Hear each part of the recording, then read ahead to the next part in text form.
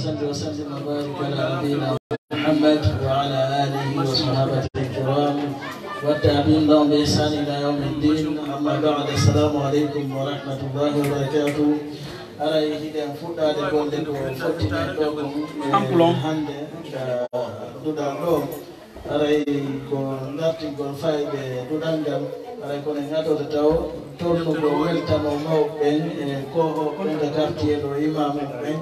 أنيما يسوع بين مكوبا مو بين سونا بين أنيما تالي بابا فوكو ساري نكوتولي أرى هيدا فودا gol men den do jangugol alquranum ara hidan nodda rahmatullahi ba o jangana en ay jesedani nder seconda e jampande na e jowi 45 secondes o jangana alquran ba ara taw mo hiddi na ara jenabu jallar jangana en do sera nona rahmatullahi joni ko jenabu jenabu Donne un microfono.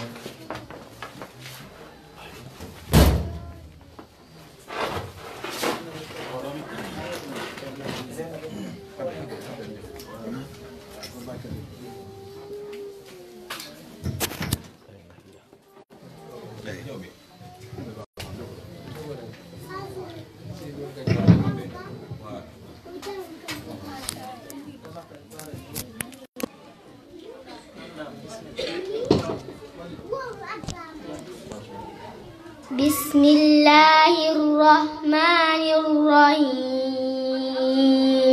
إذا السماء انشقت وأذنت لربها وحقت وإذا الأرض مدت وألقت ما فيها وتخلت وأذنت لربها وحقت يا أيها الإنسان إنك كادح إلى ربك كدحا فملاقيه فأما من أوتي كتابه بيمينه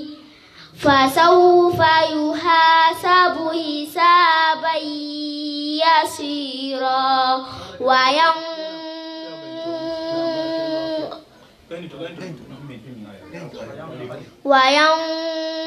وينقلب إلى أهله مسرورا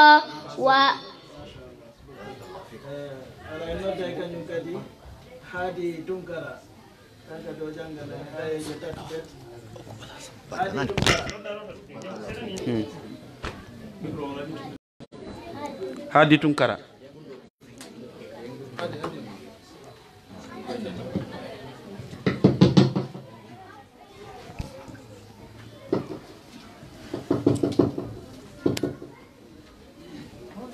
أعوذ بالله من الشيطان الرجيم. بسم الله الرحمن الرحيم. إنا فتحنا لك فتحا مبينا ليغفر لك الله ما تقدم من ذنبك وما تأخر ويتم نعمته عليك ويهديك صراطا مستقيما وينصرك الله نصرا عزيزا هو الذي أنزل السكينة في قلوب المؤمنين ليزدادوا إيمانا مع إيمانهم ولله جنود السماوات والأرض وكان الله عليما حكيما.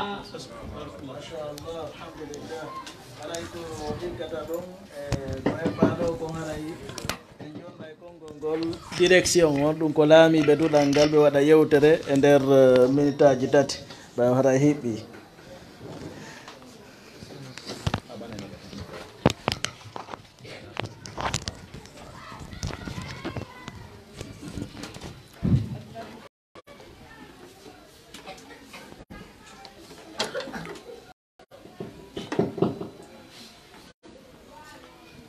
بسم الله الرحمن الرحيم إن الحمد لله نحمده ونستعينه ونستغفره ونعوذ بالله من سرور أنفسنا وسيئات أعمالنا من يهده الله فلا مضل له ومن يضلل فلا هادي له ونشهد أن لا إله إلا الله وحده لا شريك له ونشهد أن سيدنا محمدا عبده ورسوله اللهم صل عليه في الأولين وصل عليه في الآخرين وصل عليه في الملأ الأعلى وصل عليه في كل وقت وحين أحبابي وإخوتي وأخواتي في الله أحييكم بتحية الإسلام تحية أهل الجنة في الجنة قائلا لكم جميعا السلام عليكم ورحمة الله وبركاته. Louange à Allah subhanahu wa ta'ala qui nous a guidés à ceci, car nous ne serions jamais guidés si il ne nous avait pas guidés. Nous prions sur le sceau des prophètes Mohammed sallallahu alayhi wa sallam, sur sa noble famille, ses vertueux compagnons et sur tous ceux qui suivent sa guidée jusqu'au jour de la rétribution finale. Chers parents d'élèves, distingués invités, chers frères et sœurs en islam, Assalamu alaikum wa rahmatullahi wa barakatuhu. Je rappelle que nous sommes le 9 avril 2023,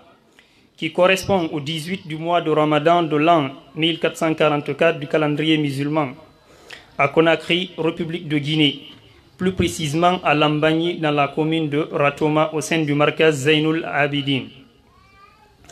En effet, cette grandiose rencontre s'inscrit dans le cadre de la proclamation des résultats des concours coraniques édition 2023, d'une part, mais aussi et surtout d'un iftar rupture que viennent de bénéficier les élèves de notre markaz, d'autre part, à travers l'association Jam'iyatul Amalul Khairiyya Charity Action. Un don composé de sacs de riz, de l'huile végétale, du sucre, des boîtes de mayonnaise et du lait, sans oublier les primes des différents candidats et les nombreux plats préparés pour la rupture des fidèles musulmans ici présents à cette rencontre, comme en témoignent les images. Je ne saurais terminer mon intervention sans remercier du fond du cœur nos généreux donateurs, l'association Jam'iyatul Amalul Khairiyya Charity Action, et prier Allah subhanahu wa ta'ala afin qu'il les récompense par la meilleure des récompenses. Nous leur disons Barakallahu lakum fi malikum wa ahlikum. Mes remerciements vont également à l'endroit de l'association El Mahajjatul Bayda El Khairiyya et à tous ceux qui ont participé de près ou de loin pour la réussite de cette cérémonie. Wassalamu alaikum wa rahmatullahi wa barakatuhu. Allahumma ja'al jama'ana hadha jama'an marhuma وتفرقنا من بعده تفرقا معصوما ولا تجعل فينا ولا معنا شقيا ولا محروما ربنا تقبل منا إنك أنت السميع العليم وتب علينا يا مولانا إنك أنت التواب الرحيم وصل اللهم وسلم وبارك على نبيه الأمين وآخر دعوانا أن الحمد لله رب العالمين. نعم اللهم آمين. أرى weltanike directeur centre aray joni hiɗen jokkitade golleji men ɗin fi ko tumbidiren ɗo kon aray en jonna cheikh mouhammad pate sow ɓe andintina en seeɗa fi ko fottinen ɗo ɗum ko alquran on e nder minute aji joyi pet.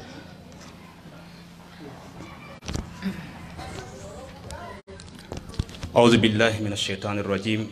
بسم الله الرحمن الرحيم والعاقبة للمتقين ولا عدوان إلا على الظالمين اللهم صل على محمد وعلى آل محمد كما صليت على إبراهيم وعلى آل إبراهيم إنك حميد مجيد اللهم بارك على محمد وعلى آل محمد كما باركت على إبراهيم وعلى آل إبراهيم إنك حميد مجيد السلام عليكم ورحمة الله تعالى وبركاته. هري جماعة نفوس المنامة كبا ولن سرادو فوق دي تولنامة هري كو مبدين دو هاندي كاكيكي دو ko finde alqur'anare e watti kadi ko nder suume kadi wonde ani moƴƴere ɗiɗi fof no e hawtondiri hande mari moƴƴere algol tawde fiimere ko gandi ɓura noon ko yawnu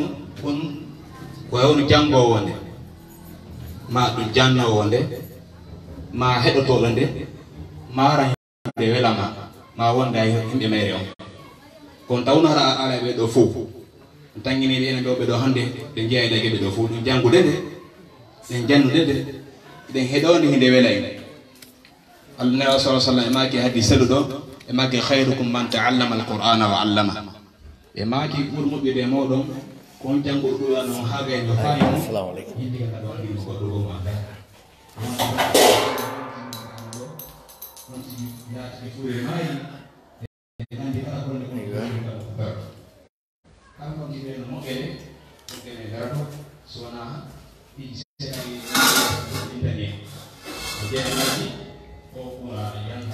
ray musidɓe julɓe ray kono nani ɗon e début o vidéo ɗo ni e yii musidɓe meɗen ɓen ko tummidiri juuɗe wonde o association waɗɗo moƴƴereji ɗo ɗe wonɗo e hunturde jama on ko suumaye o mo hitande wulure e 454 ɓe gollanien ɗo golle laɓaɗe ko watta ko fii ko jama on umtora aray ɗen andi noon sadakaji ɗin fof ko ɓuri moƴƴude e ittede muɗum sahi muɗum on kaka suumaye ɗo e ngeli woɓɓe hay si tawi hawri no wawi darande zakkaji muɗum ɗin no ɗi wawa wonirde sahi suumaye kon ɗon sahi ɓe ittay noon ɓuyno himmani ɗum saabu moƴƴugol ittugol sadaka e nder ndu lewru tedduno barkinandu tawata nde alquranare Allah nde fottuɗen fi muɗum ɗo ɗe hande ko e nder ɗo lewru nde jippina ko e nder ndu lewru kadi ñalande wiyetede laylatul qadri woni ñalande nde tawata jemma muɗum ko moƴƴe ko woni e muɗum kon no fota e gotuɗo ɗum lebbi wulure noon si tawi hawri Allah tummidiri en nder ɗum ɗo no hani ka waɗen mande ɗum ɗo weltinen jama on cuɗinanen jama on kadi fi waɗugol ɗi golleji moƴƴi ɗo aray o markaz Zainul Abidin joɗiɗo Lambañi ɗo o directeur muɗum makete Ibrahima Touré e Mahmoud Touré plutôt aray ko ɗum fof hewtinen ɗo enen jamaatul muslimina ɓe yi ɗon ka image ɗi ɗo e ɓe yi hawɓe kadi o wawani tinude ɗum sabu wonɗum e muɗum e nokkuloy goo ga e werdeji goo fof muɗum haray on teddinirama ɗum ɗo o weltorama kadi lawol kisa weltanama assalamu aleykum wa rahmatullahi wa barakatuh wala yewtere fuɗo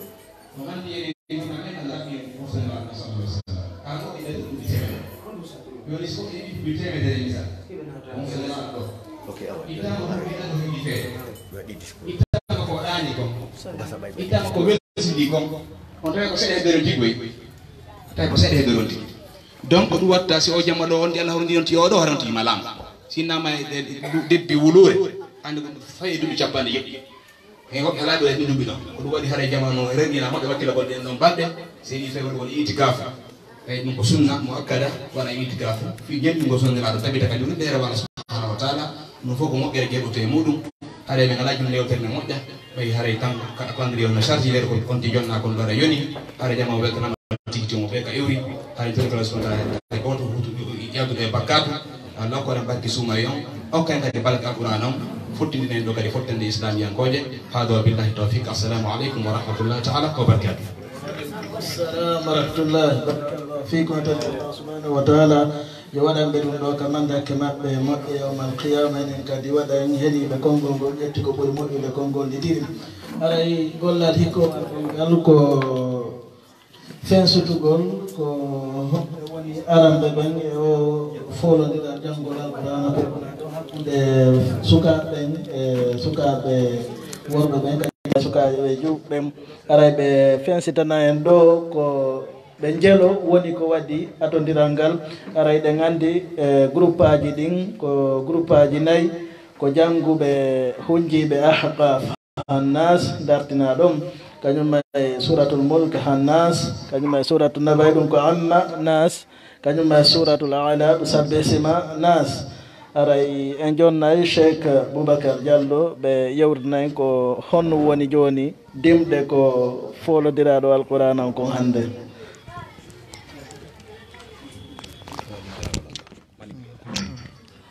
alhamdulillah thumma salatu wassalamu ala asrafi al-anbiya'i wal mursalin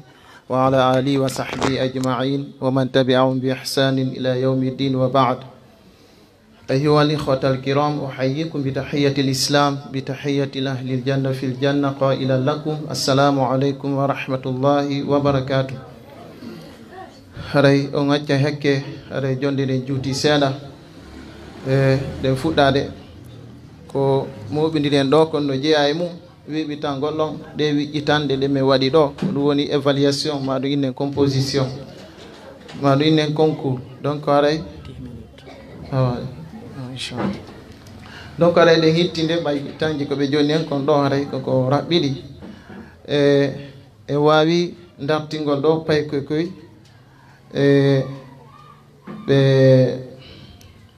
ɓe waɗi ɓe groupe aji donc e nder ɗin groupe aji ɗon no ɗo sabbis manas ɓen noon koɓe jeego wawi dartugol way fiyon ɗum wonde pay koy so tawi ɓe wowa ɗum ɗo ma ɗum na buye maɓɓe suusi janngo yeeso yimɓe ɓen donc ara murandu na ko weeli fi donc ko ekkintingol ɓe ɓayne renti fenɗo piiji ɗin ko folotirgol surtout ko alquran ɗo ko ɗum ɗo allahu subhanahu wa taala inni en ko folotiraɓe ɓen ko ɗum ɗo dowa folotirde. donc haray wano ka o rubrique ɗo amma nas donc ade mari ɗon ɓe 10 ɗum haray ko ɓe 10 woni ko composé donc aray ɗon kadi ko ɗiɗo woni ko heɓade luttuɓe ɓen fof heeɓi wano sabbisma nas on ɗon kadi fof heeɓu noon donc wano tabara nas ɗon kadi haray ko nayo woni heɓade koɓe jeɗɗo composé ko tatto heeɓi donc aray sakkitiɓɓen ko ɗum woni ahqaf nas ɓeɗo kadi koɓe tatto composé koɓe tatto kadi ɓe tattono ɓe heeɓi ko ɓeɗo kadi ɓuuri heɓude note e composé ɓe ɓen fof kadi. donc arayɗe natande nodditugol ngol anden ko hombo ati e ko hombo sakkiti donc ɓen ɗo république de Guinée travail justice solidarité secrétaire général des affaires religieuses markaz Zeynoul Abidine discipline travail réussite liste des candidats concours coranique au concours coranique édition Ramadan 2023 rubrique 1 woni Sabis Manas ɓeɗo ko ɗum ɗo dartiri koye ɗum ɗo ɓe folotiri joni e nder dartande ɗen ɗo ko karamakoɓe adda ko ɓen ari dartini ɓe karamakoɓe ɓe tawtara paykoy ko yanda ɓen ɗo few ko ɓen ɗon ari dartini ɓe na usage en ɗo woni ko dartini ɓe na menen ɓeɓe wo yiwde ɓe ko ɗum waɗi tawtara woɓɓe maɓɓe si noddama ɗo haray kulol nangga ɓe seeɗa par ce que haray ɓe wota piiji ɗin joni noon si tawi on tigui si miri nangi on tigi ɗe gandi asko mokko ba soni ha miri nangimo ko anduno kon fuu yahi fayda donc ara ko seeɗa heddoto ka hoore makko donc ara ko ɓurɓe suusude ɓen ɗo ko ɓen ɗon ɓuuri haray wontirde dow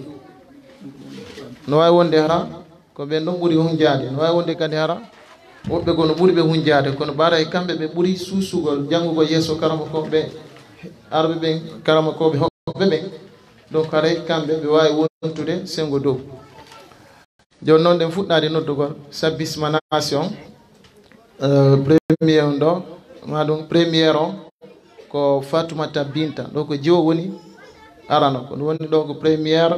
ko Fatoumata Binta Diallo on ɗon heeɓi 18,50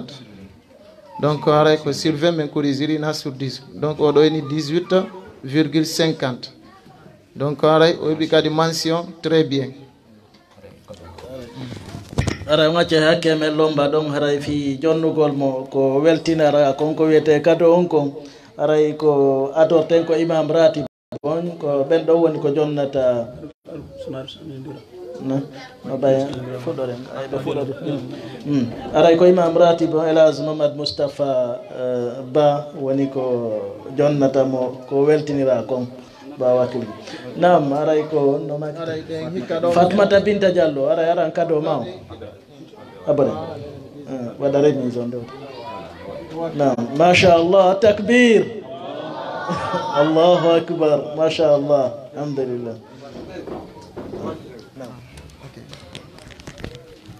haray deuxième on no hikka ɗon Fatima Ba donc haray kankadi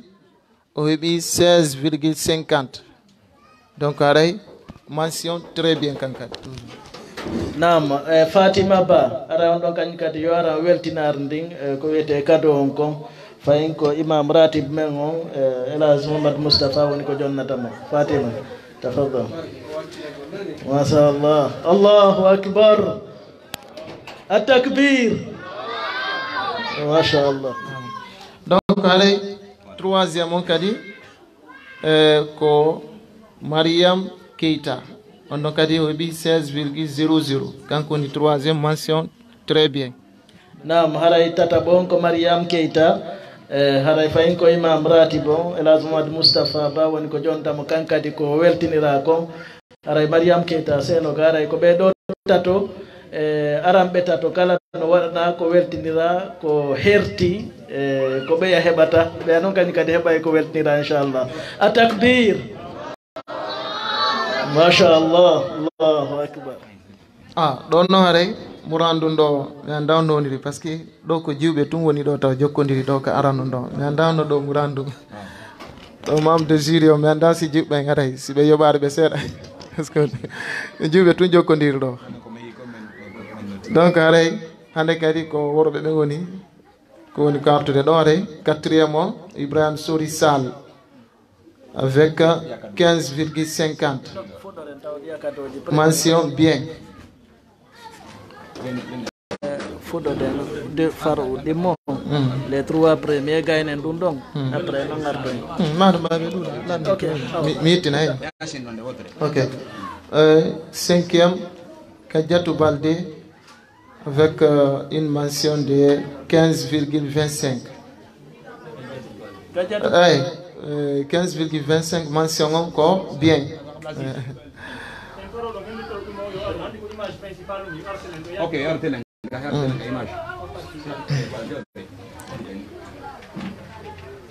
haray enfin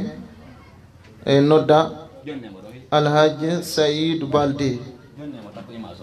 donc haray kanko moyen makko ko 11,00 mention ko bien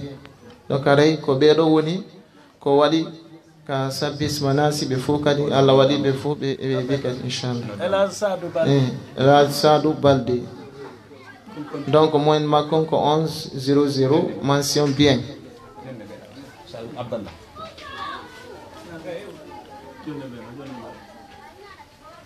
haray ɗen arana rubrique hikkiɗo ɗon on donc ko Amma Nas Nabayi Nas donc haray ɓeɗo kadi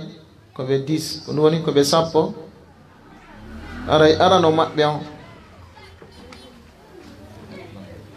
on haray ko Mouhamadou Diang Diallo donc moyen non ko 17,75 avec une mention très bien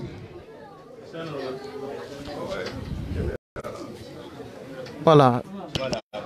ɓeɗo ɓe waɗi ɗuma par ce que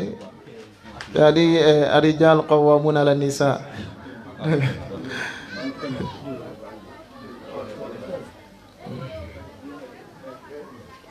a takbir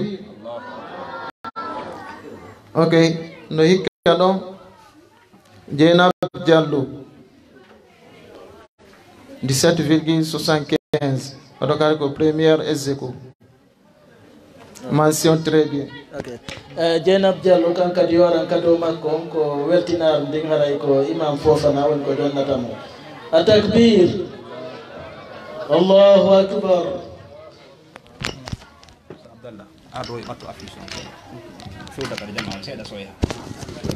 donc o yoɗo kadi jaɓari worɓe ɓen lawora premiére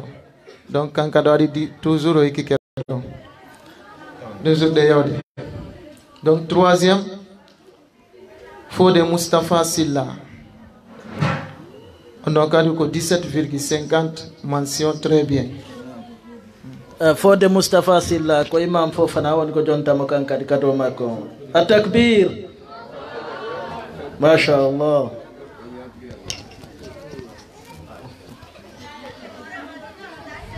Awa hare ɓurɓe wakkilade ɓen no feƴƴi jonde continue joni nodde tu woni ɗe hikka ɗon Fatoumata Binta Bari on ɗo woni 4e 17,25 mention très bien. eɗen hikka ɗon kadi Fatoumata Binta Bari. Fatoumata Binta Bari.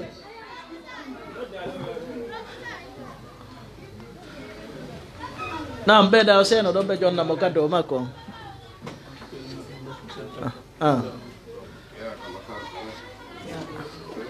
Naam, voilà, arde ka. Masha Allah, takbir. Allahu akbar.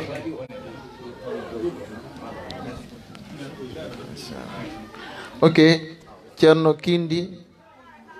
Diallo on ɗo woni 4e execo. Ceerno Kindi Diallo on ɗon kadi ko 17,25 mention très bien. Kindi, on bon Kindi.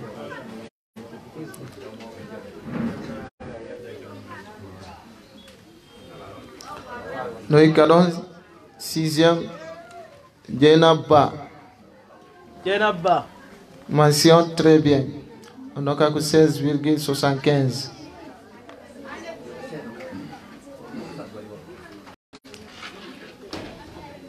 Dieynab Arias oda.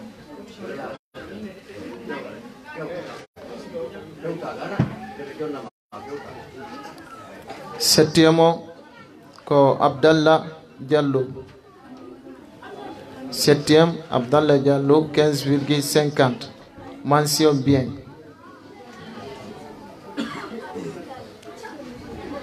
Abdallah iti seda waktu ono yatum.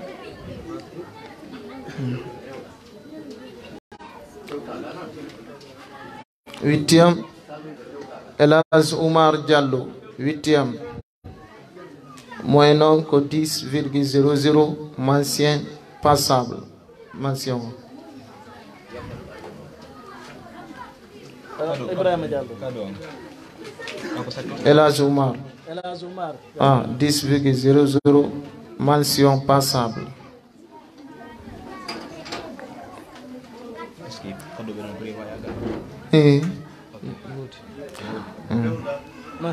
Ok. Hadjaruki Diallo. Hadjaruki. Ok. Hadjaruki Diallo. Ok.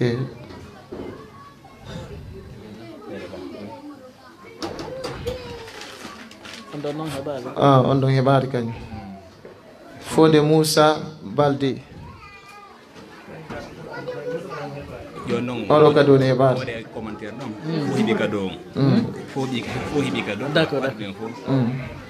Donc ko ɓeɗo ɗiɗo woni heɓari e groupe ɗo. Voilà, aray ko Hadjaruki Diallo Fode Moussa Balde ɓeɗo ɓe heɓali toɓɓe landaɗen kono fo waɗnama kado ɓay haray ko fi Qur'an koko teddi aray fo waɗnama kado. A takbir. Ko toɓɓe landaɗe won ɓe heɓali na sisi ɓe heɓali moƴƴere nde.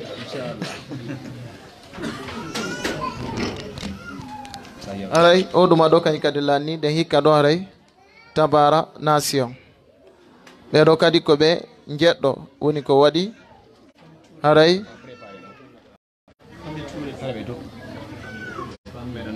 ko tato heeɓi luttuɓe ɓen heɓari jonno no jeeya ɓen heɓuɓe ɗon ɗo kaɓe fayman ko jiwo ari ka hoore. Donc premiére on ko Hadiyatou Bari ko on ɗo woni premiére 17,50 mention très bien. Ay ɗo kadi ko jiwo ari ka hoore.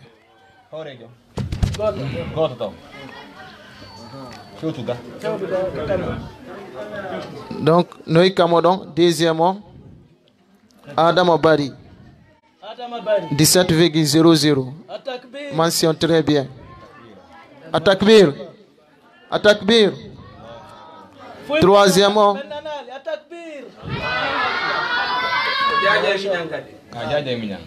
Troisièmement, Ibrahim Ba. Ibrahim Ba, Atakbir. Atakbir.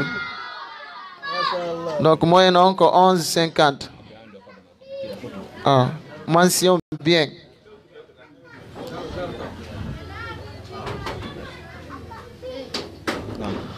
Donc, aray ko beeɗo woni ko heɓi luttuɓe ɓe garay heɓaari ɓenno kadde noddude ɓe ɗo ɓe heɓa kadoji maɓɓe ɗin aray toɓɓe landaɗen ɗen ɗon ɓe heɓaari donc aray no jeeya maɓɓe Fatoumata Binta Jakite.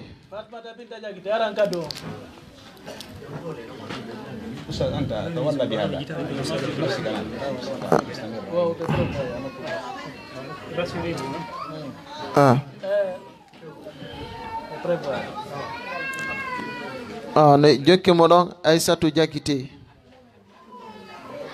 kon ɗo woni 5e. On ɗon ko 5e. 6e o Ibrahim Diallo. 6e Ibrahim Diallo.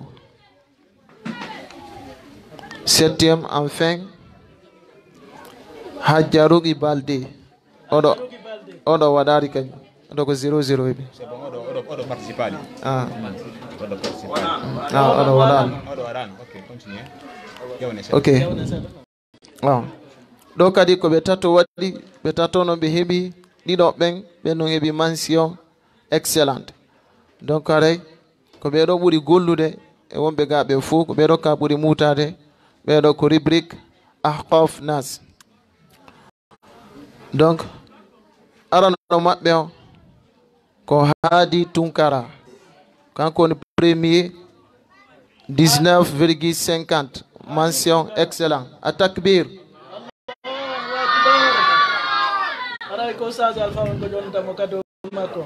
Donc aɗa mention ji jonnaɗi ɗo ɗi fof ko oɗo mention ɓuri towde ko ɗo ɓen tan Mumtaz excellent. Donc deuxième o ko Oumar Diallo. Atakbir. Oɗo ka 19,25 mention excellent.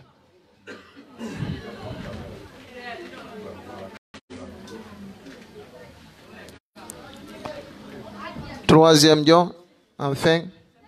ko Abdoulaye Ba. Atakbir. Alors que 17,75 avec une mention très bien. Donc haray ko ɗo ko dari ɗen haray ɗo no ɓe composiri noon ko tajwid on sellingol ngon e hunjagol ngon ɓoringol ngon e hitongol. Donc ɗiɗo fof woni ko hawtita woni waɗa kadi nombre question ji ɗi ɓe posanaɗi ko ɗum kadi divisa ɗo ko ɗum yaltinani ɓe o résultat ɗo. Donc aray golle ɗen ɗe wawi yargo no moƴƴiri kadi membre de jury on kadi ɓe wakkilino ɓe eti no ɓe wawiri noon kamɓe kadi. Donc aray ɗen jarnaɓe weltano kadi pay ko wakkiligo koye suusi janngugol. Donc ni ɓe ekkitowta seeɗa seeɗa gasa aroya e ɗo hara hande kadi hay ɓe naɓa nokkugo ara ɓe wulata ara miɗin fuy nangataɓe ɓay piiji ɗin fou ko wuutugol. Donc ko sontigi ekkitama seeɗa seeɗa o wuuta ɗum watta hara so yeehi nokkugo hande kadi haray miɗin nangatamo par ce que si miɗin nanguima si yejjita ko hunjinoɗa ko ma ɗum jillidirama pani koɗa. Donc haray ɗe daro ɗo wa akhiri dawana ani alhamdulillahi rabbil alamin. Ara weltanike oustaz Boubacar Diallo kamɓe woni ko weɓitani en ɗo dimde ko feƴƴi kon e o folodira alqur'ana waɗɗo ɗo hande. Aray ko ikkata ɗon e golle ko eɓɓa ɗo kon ko jonnugol ko weltinir ɗum ko wiyete cadeau kon kañum may satisfait si aray hino woodi ko eɓɓana ga no gasaɗa ko tambitiɓe duɗɗal ngal wonɓe wallitade wonɓe e wadde junngo e mum. Aray ko ɗum nden golle ɗo woni ko fewndi ɗo aray en jonnay kañum duɗal ngal ko kamɓe andi aray komɓe woni ko eɓɓana on satisfait si ɗon aray waɗen to gasal taw neɓatano satisfait si e kadi waray no woodi eɓɓanaɓe ga wakkiliɓe tambitagol ɗuɗal ngal nam usa suude nam satisfait si e kadi waray ko ɗon fewndi ɗen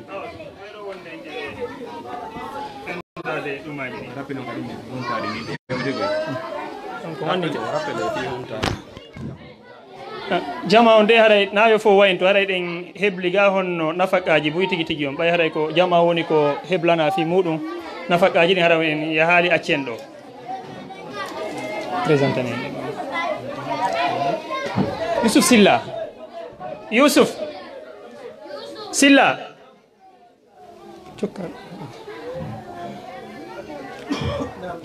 awa haray ko ɗo fewndi ɗen honno nane en waɗi intervention ɗo ka français seeɗa no gasara no woodi ɓe gelanoki ko fiyon no waɗirɗen noon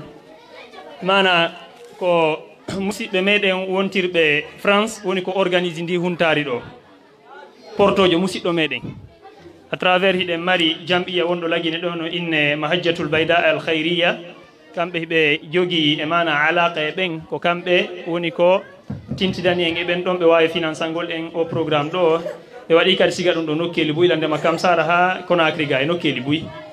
donc haray joni noon laɗo sah sallam no makani en man lam yashkuri nnas lam yashkurillah mo yettata mo jarnata yimɓe ɓe o wata jarde Allah subhanahu wa taala haray ala ko waɗanen ɓe sona anditangol ɓe jarna ɓe du'anoɓe weltanoɓe haray ko battina ɗum ɗon hiɗe waɗaniɓe ɗo shahadatu shukre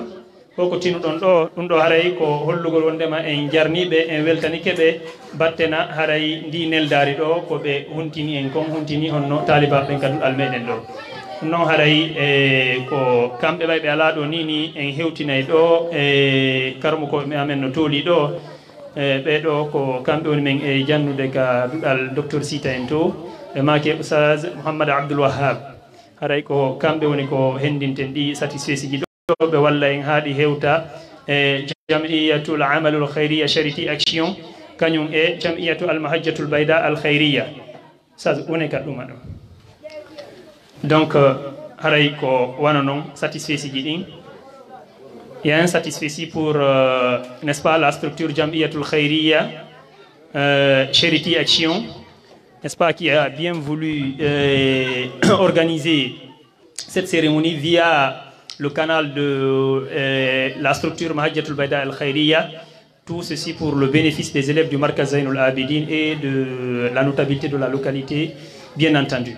Donc, haray ko wana non e waɗani ɓe satisfaction waɗani kadi jamiyatul Mahajjatul Bayda al Khayriya satisfaction goto. Donc haray ko ɗon fewɗen mi watta micro on e juuɗe modérateur ɓen ɗo haray ɓe continue pour la suite des activités. Assalamu aleykum. Nam haray weltanike direction mum aray ko hikkoto ɗo ko invita ɓen noddita ɓen ɗo fayin kamɓe andi konɓe woni ko fi sendutugol haala kam no gasara allocution des invités nam hara en jonnay kañum seni ɓen ɓe no woodi aray konngol gotol ko ɓe waɗantayn si feƴƴi ɗon aray ko nafagol ngol fi yetta jalloɓe inchallah.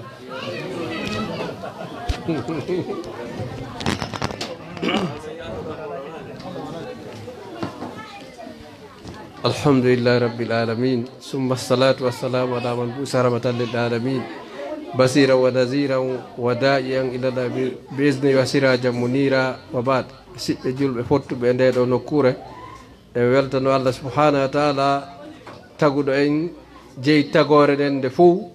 e nder ko tagi on en kon o waɗi en ɓiɓɓe adam e nder ɓeɗo ɓiɓɓe adam o waɗi en julɓe e nder ɓeɗo julɓe kadi o waɗi en ɗeɗo mofte ɓurɗe teddude ɓurɗe hittude ka makko ɗe o wi kanko tigi kuntum hayra ummatin ukhrijat linnas taburuna bil ma'ruf wa tanhawna anil munkar wa tu'minuna billah ila akhiril aya aray ko moƴƴere ɓeydi hoore moƴƴere oɗo diina ko Allah subhanahu wa ta'ala suɓani en waɗi e ɗeɗo mofte eɗen duwanoɗo nulaɗo yettinɗo kaɗo diina yo Allah yoɓɓo ko ɓuuri moƴƴude e joddi e en sahabaɓe makko e ɓe guure makko e yewtirɓe ɓawa makko ha ñande Allah rodi leydi ko woni hoore mayri haray senagol ɓeɗo karamo koɓe ɓe tawata inchallah mawɓe maɓɓe wakkilike daranike kaɗo diina daranike fiyoɓe janngu kamɓe kadi ɓe ari oɗo secteur meɗen ɗo ɓe wallitike fota ɓe nafiɗo fota iɗen duwanoɓe ɗo mawɓe maɓɓe iɗen duwanoɓe kamɓe kadi kamɓe sukaɓe wakkiliɓe waɗi oɗo moƴƴere haray nemaji ɗin ɗi fanɗa yo Allah yoɓɓe ko ɓuuri moƴƴude yo Allah lontin ɗeɗo jawle ka itta ɗon ko ɓuuri moƴƴude yo Allah jaɓɓutiɗo sadakaji waɗaɗi e fewndo ka sadakaji duubulte joddiji muɗum yo Allah moƴƴin haajuji ɗin fewna ɓe fayɓe kadi wonaɓe e jannede famina ɓe ɓe woni janngude ko nafira ɓe nafira kadi mawɓe maɓɓe haray min ala e jonnude ɓay tanji ɗin koko mesira haray meɗen hatta ɗo meɗen jarna ɗon ɓe mawɓe meɗen kadi seeniɓe ɗo hiwragol en ɓe tawata hari wowaɗo baɓe oustasi abdallah haray oustasi abdallah tanji ko ɓe wondunoɗo kon needi ndin no timmi haray ko ɗum oustasi touré kadi ha joni mahamoud touré oɗo ko ɓe accidinoɓe uytaki bal hiɓe tabiti ɗon hiɓe moƴƴi ɗon hiɓe moƴƴini kadi e nokkure nden ɓeɗe weltanoɓe fof haray ko hande woni ko men tindi ɗo inchallah haray ɓeɗe wiyaɓe ko saɗi ko tooɗi haray seniɓe ɗo ɓe fof kadi ɓe men andi ɓe men anda fof ko saɗi muɗum ko tooɗi e nokkure nden ko nde Allah subahana wa taala halfini en e kunɗo dumunne hon gokkun ni haray yo Allah arsuku en kadi waɗugol ko yamiri en kon e mbaɗi ɗo yamiraɗen ɗon o jaɓana en kadi dewe ɗen o arsika en kadi peewal fayɓe men ɗen arabi ɗo hatta ɗo assalamu aleykum wa rahmatullah. Waaleykum salam wa rahmatullah. Ara en jonnay ɓeygure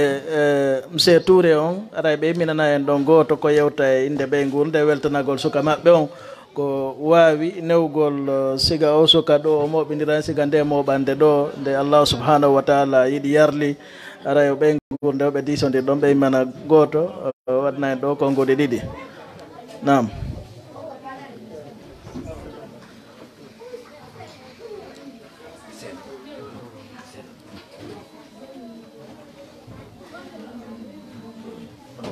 Bismillah.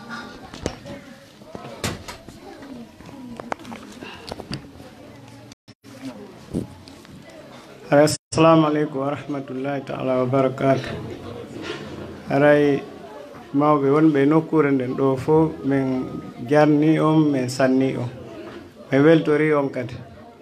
haray Mahmoud Touré ko geɗal amen ko ɓiɗɗo koto amen si Allah muuyi o jokki laawol islam haray meɗen welti meɗen weltori meɗen weltani wondiɓe makko ɓen kadi meɗen tori Allah subhanahu wa ta'ala yo Allah waɗu hijaba e maɓɓe hiɓe fokkitiri yeeso ta Allah yiltirɓe ɓaawo yo Allah hokku en sufa maɓɓe ko ɗuuɗi kadi yo Allah wurnu geɗalɓe men ɓen fof waɗa barke e maɓɓe waɗa ɓe walloɓe diina islam weltanoɗe mawɓe men jannuɓe en ɓen kadi ni en needi moƴƴiri holli en islam toroɗen Allah subhanahu wa ta'ala o yaafoɓe hokka ɓe arjannatul firdausil a'la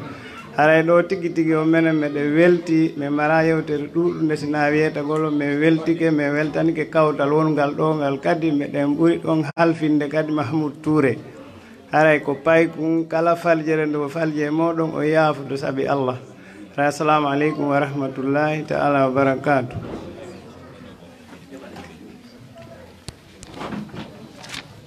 Naam, on jarama no kadi on weltanama ara en jonnay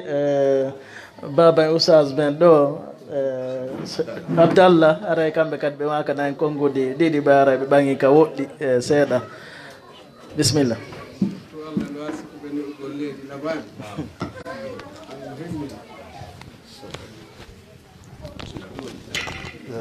Assalamu aleykum wa rahmatullahi wa barakatuhu. Fayde ala komi watta ɗo toni koɓe babiraɓe no Oustaz Touré maki ɗo kon mi watta e batte maɓɓe hara en yetti Allah tabaraka wa ta'ala fewnanɗo en zurriyaji meɗen ɗi aray ciwɗari bani adama ka aduna ɗo ko fuɗɗori ko si tawi sonna makko feewi geɗalɓe makko ɓen feewi tawi mawɓe makko ɓen kadi no fewno hara o bi ka o ɓanta hoore re min ɗo hoore am komi wiyata onon wonɓe ɗo ɓe miɗo weltani Allah weltani on yo Allah weltano en fof meɗen o waɗa en fof men ɓalli meɗen ɗin harmuɗi fi natugol yite Allah taw aljanna on ko fi meɗen tagira ko fi aljanna tagira ɗen mbi yiwgol lan tun taw wondi ɓe geɗal ɓe am ɓen ko sifa moɗon on noon ɗo ɗum ɗon tun yonilam ɓuttu ɓernde ɓe wa taw de hunde ɗo sina en weltanike Allah ko Allah hawrindinta e goɗɗo e ko faala kon so heɓal ko wiyete tawfi kon aray ɗo ha ɓaali sawaba en weltanike Allah tabaraka wa taala e komi hikkinta ɗo kadi karmakoɓe meɗen ɓen Oustaz Lamine Oustaz Zainul Abidin rahimahullahu du'anoɗen ɓeeɗo kala ka wonirɗen enen e geɗal ɓe meɗen ɓen iɗen toro en du'anagol ɓeeɗo kala moƴƴere nde waɗuɗen si en du'anade mawɓe meɗen ɓen wattoren ɓeeɗo ɗon si waɗen kala ko waɗanten hoore meɗen haray ko ɓeeɗo Allah waɗi sabu fayda mi wata sifade histoire ka Oustaz Lamine e Oustaz Zainul Abidin Allah hinno ka tay men ɗon wano dara e fe geɗal ɓe fewndinoɓe on say ɓen ɓe ƴetti tanji maɓɓe ɗin ɓe jonni Allah ɓe waɗani geɗal ɓe meɗen ɓen Allah waɗi ɗum bonali kamɓe tigi kamɓe wonto hiɓe qirriti wonde sukaɓe meɗen ɓen no yankinaniɓe hollali ɓe yawre holluɓe ko kamɓe woni baba ruhuji maɓɓe ɗin ɗum hiɓe qirriti ɗum hara en weltanike Allah tabaraka wa taala e mawɓe nde nokkure ɗo wawɓe marande en ɓeeɗo ɗo ɗandi ko kamɓe e kañum Abdallah man ɗo woni ko wonno ɗo kono sabu tawde ɓeygure heccere gowno to kadi mi jeeji oɗo yoɓe jeeju kañum Moussé Touré nenanama wontirana men to sabu fayɓe buyno toon kadi duwaɓe ɓe joguede no kamɓe kadi ɓe jogorano noon haray ko ɗum sendi ɓe sina ɗum mi yiɗa min tigui koɓe seedata kon e kadi le ɓe seedali ɓaya kala moɓodire sifa ɗum ɗo ɓe moɓodiray ko adi koye weltanike Allah tabaraka wa taala yo Allah waɗe en fof meɗen yimɓe aljanna yo Allah waɗe en fof meɗen yimɓe alqur'an ɓe tata ko Allah woni ko hertori ta Allah waɗi geɓal iblisa e meɗen en fof e jurriyaji meɗen ɗin yo Allah yaafo en yaafano mawɓe meɗen ɓen yo Allah hokku en barke karamakoɓe meɗen ɓen yo Allah ɓantir leydi meɗen ɗin dina l'islam yo Allah ɓantir galleji meɗen ɗin dina l'islam yo Allah waɗe en yimɓe alqur'ana ɓe tata ko yimɓe Allah ɓe hertori ya rabbal alamin ربنا هب لنا من أزواجنا وذرياتنا قرة أعين واجعلنا للمتقين إماما سبحان ربك رب العزة عما يصفون وسلام على المرسلين والحمد لله رب العالمين أري ko honno wiyete mi ko Mouhamadou Alpha bari woni ko mi wiyete ko mamum keñe ko woni ka amen e nokkure ka wiyete Bilima ko ɗon me woni ko mi jibina ka wiyete Bilima ɗon haray gueɗal ɓe ɓen no halfina onon ɓurɓe tabutude ɗo ɓe mba menen ko koɗu joni woni ɗo taho en toriki Allah tabaraka wa taala Allah neno ruttagol wontiden ɗo soggen wallitoɗen dina Allah kam assalamu aleykum wa rahmatullahi wa barakatuh. Wa aleykum assalam wa rahmatullahi wa barakatuh. Jazakumullahu khairan, barakallahu fikum. Aray joni en yondinoray yewtan den mawɓe kañum fay ɓen taliba ɓen aray nodday baba Ibrahima Diallo baba Ibrahima Diallo nder minute goto ɓay haray tan o raɓɓiɗi ara yondinoɗen ɗo jonne imam Fofana ɓe waɗna en duwa on e rawntoɗen ɗe golle ɗo yo Allah subhanahu wa taala waɗan en ɗum ɗo en fof kamandake me moƴƴe yawmal qiyama o non nayi waɗugol ko yiɗi o yarli o ƴettitan e hoore ɗum kadi tawa mo weltaɗin en fof o yafano en feƴƴimɓe ɓen fof aray ko baba Ibrahima Diallo e yewta inde kañum e mawɓe talibaɓe wonɓe janngude ɓen ɗo inchallah e nder minti goto pet nam tafaddal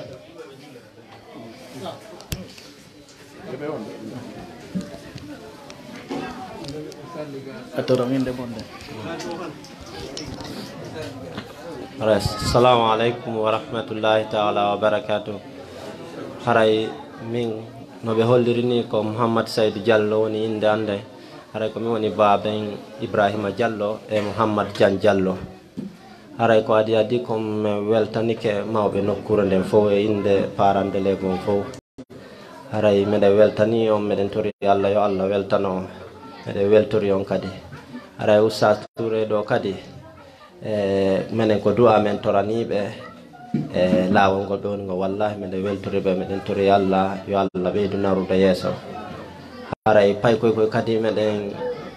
adi ko meɗen tori yaafuy e dérangement ko pay koye wondi fof ɓayɗen andi en fof meɗen ko pay koye wondi e nder janngugol haray pay ko ngay gotum tippata e mawɓe amen ɓe fi hollo piiwoy goo kono no woniri noon si Oustaz Touré moɓi pay koy haray meɗen andi ɓe yaafi e ellaji ɗin kono toujours meɗen torini yaafuye haray meɗen tori du'a meɗen tori mawɓe ɓen fof du'a meɗen welti ha hattirde e weltade haray men tolniki Allah waɗu barke e gandal ngal ɓe janggude ngal Allah moƴƴinayi ha juuji men ɗum sallallah seydina Muhammad wa sallam ara e weltanike mawɓe talibaɓe ɓen kañum e talibaɓe ɓen fof ara ɗe rawntade golle men ɗen e jonne imam Fofana ɗo ɓe waɗna duwa o inchallah aray ko ɗum ɗo wonde rawntirde golle ɗen aray ko hikkata ɗon ko nafakkaji ɗin aray nafakkaji no hebla ara yetta diallo ɓen no andintinna fi mum moƴƴa ara on accali lutta ɗo yande haray alhamdulillahi rabbil alamin ɗo ka yoni welo welo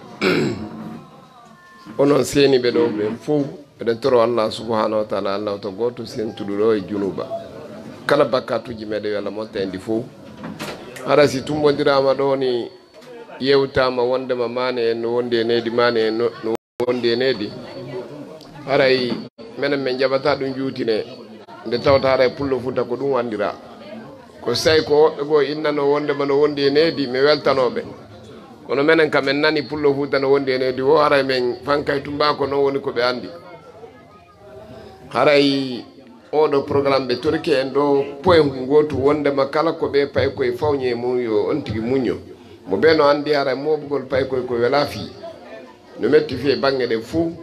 kono haray meɗen andina on kadi pay koye embere wonaɓe huwodirede ɓe ronkide haray ɓen ko ronkiɗanoɓe gila aɗone ɓe arde ɗo haray meɗen muññi kadi meɗen yaafi fi ɗin noon kadi ɗin programme ji ɗin fou eɗen toro Allah subhanahu wa taala kala ɓe tawta haala e Allah arsikay ɗum ilman nafian yo Allah arsuko ɓe wongol ga kala ɓe tawta hara heɓata ɗum nokku kaɓe heɓata yo Allah fewnu yeeso maɓɓe telen toon ya rabbal alamin pay koye waɗuɓe examen ɗo Allah wonta ɓe yejjitu ko ɓe waɗi ɗo Allah yoɓe monu ɓe seetina ɓe inna wondema ɓami wonti premier ɗo ko oɗo ngal ɗo ɗuɗal woni ko woni premier muɗum yo Allah mi wontu premier e nder lagine yo Allah waɗa ɗum e fondoji maɓɓe madama suka on heɓali limano e mbeeli cuutal sifa ɗin piiji haray no mankanimo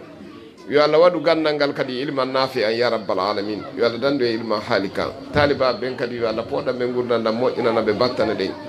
Allah watta ɓe aamu Allah watta ɓe aamu Allah watta ɓe heɗito ya rabbal alamin nde tawta talibajo ka heɗiti ɓen pay ko wo ma walla yumma makko o tawaray ko ɗo woni ko accitata programme ji ɗi kono si on ndaari o heɗiti Allah subhanahu wa taala e nelaɓe ɓen ko feƴƴini kon hay talibaɓe meɗen ko tawta haray juuta ko ɓen ɗon feƴƴini kon ha hande batteji maɓɓe ɗi no jalba araɓe o wattana yiila si on gueeli fewndo alaji maɗa fadiga en fuɗɗayno fi oɗo madrasa kañum e wawtuɓe sifa ɓen tawi no metti fi ha kono alhamdoulillahi rabbil alamin hande ɓe heeɓi docteur ɓe heeɓi talibaɓe ɓe heeɓi ambassadeur ɓe heeɓi ministre ɓe heeɓi ɗi fof kono no hankin kamɓe ɓe heɓano ɗum ko wakkilare maɓɓe no woni ko henni ɓeɗo ko ɓe heeɓi ɗo yo Allah waɗ barke gandaɗa ya rabbal alamin rabbana taqabbal minna innaka anta samiul alim wa tub alayna innaka anta tawwabur rahim la hawla wala quwwata illa billahi wa akhiru da'wana alhamdulillahi rabbil alamin allahumma salli ala muhammad na mara e weltanike imam Fofana aray e weltanike jama on fo si tawi futuro juulama aray ko jama on sento ga e nafo aray aray si juulama sento e ga nafo ɗo inchallah